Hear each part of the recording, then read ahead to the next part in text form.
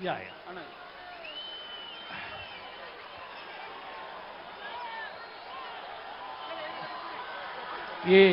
67ನೇ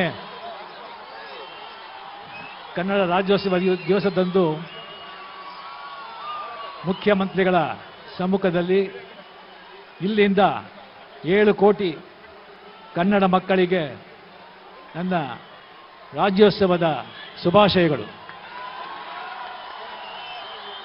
ಎಲ್ಲರೂ ಸಹೋದರರಾಗಿ ಜಾತಿ ಮತ ಭೇದವಿಲ್ಲದೆ ಒಂದಾಗಿ ಸಂತೋಷವಾಗಿ ನೆಮ್ಮದಿಯಾಗಿ ಇರಬೇಕೆಂದು ಆ ರಾಜರಾಜೇಶ್ವರಿ, ಆ ಅಲ್ಲಾ, ಜೀಸಸ್ ಅನ್ನು ಕೇಳ್ಕೊಳ್ತೇನೆ. ಒಂದು ನಮ್ಮ ಅಪ್ಪು ಅವರ ಬಗ್ಗೆ ಅವರು ಒಂದು ಮಾರ್ಕಂಡೇಯ, ಪ್ರಹ್ಲಾದ, ನಚಿಕೇತ, ಈಗ ಬಂದು ಅಪ್ಪು, ಈ ಕಲಿಯುಗಕ್ಕೆ ಅಪ್ಪು. ಅದು ಒಂದು ದೇವರ ಮಗು. ಅದು ಬಂದು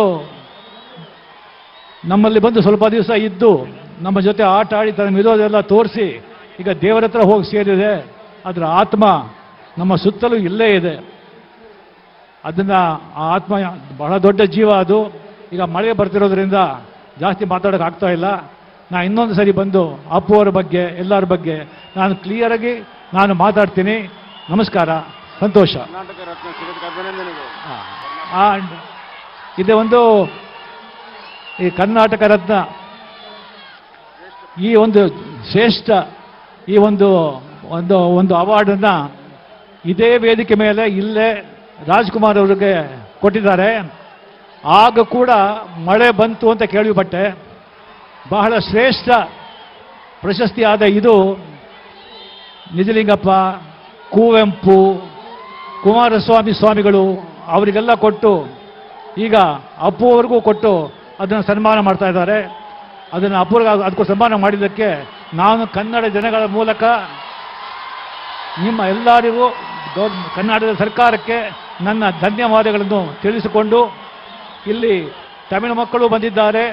ಇನ್ನು வாழவிக்கும் தெய்வங்களான தமிழக மக்களுக்கும் என்னுடைய வணக்கங்களை தெரிவித்துக் கொள்கிறேன். நன்றி, வணக்கம், நமஸ்ಕಾರ. ಈಗ